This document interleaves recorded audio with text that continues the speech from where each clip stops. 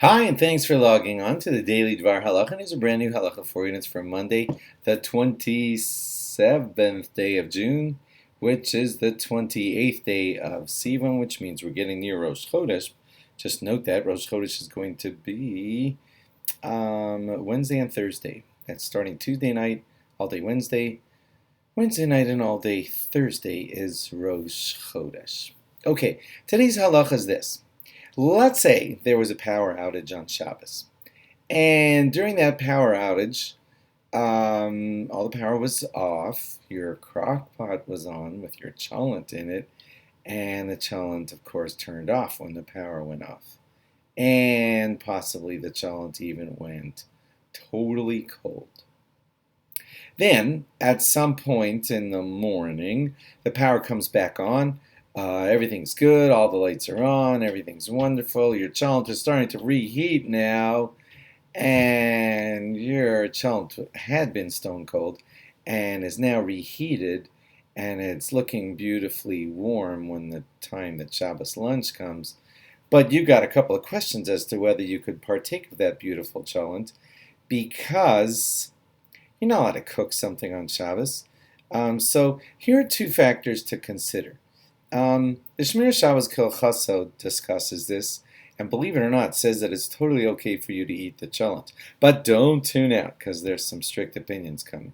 The Shmir Shabbos Kilchaso says two possible problems are that the non-Jews at the power plant turned the power back on for you. Well, he says that's not a problem, because they didn't turn it on for you. They turned it on for quote-unquote themselves and their needs. And you're just one of many, many, many needs that are, negligibly in there while they were taking care of their needs. So he says you do not have to worry about that.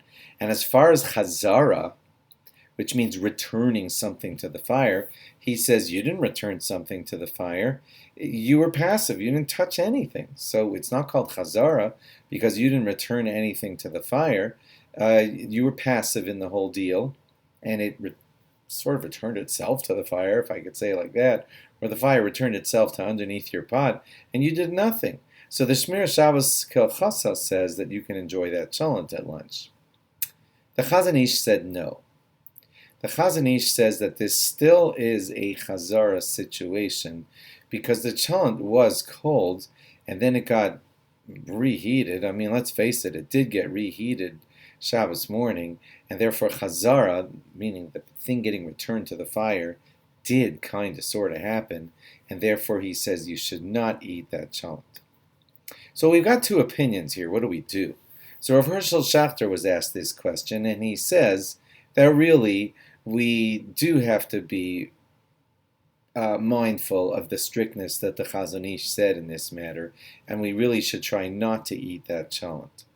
However, he says if the cholent was the main part of your meal, and you're going to have nothing else to eat at your Shabbos meal, this is just me throwing in, that's not usually the case. I mean, usually you've got other foods there. But Rav Hershel Schachter did say that if the cholent is the main part of your meal, then you may, in that difficult situation, rely on the lenient opinion of the Shmir Shabbos Kilchaso and enjoy the cholent, because it's the only thing you got. But if it's not the only thing you got, and you got plenty of Shabbos food without that cholent, then Rav Hershel Schachter says you do have to be mindful of the strictness opinion of the Chazon Ish and not eat the cholent if you do have other foods to rely on. And I think usually you do have other foods.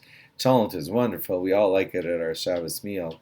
But as far as I know, usually we have enough food without our cholent at our Shabbos meal. So you bear that all in mind when you make your decision if this ever happened. And now you know how to ask the Shiloh when you go to your rabbi if this situation happens to you on a Shabbos. Thanks for logging on.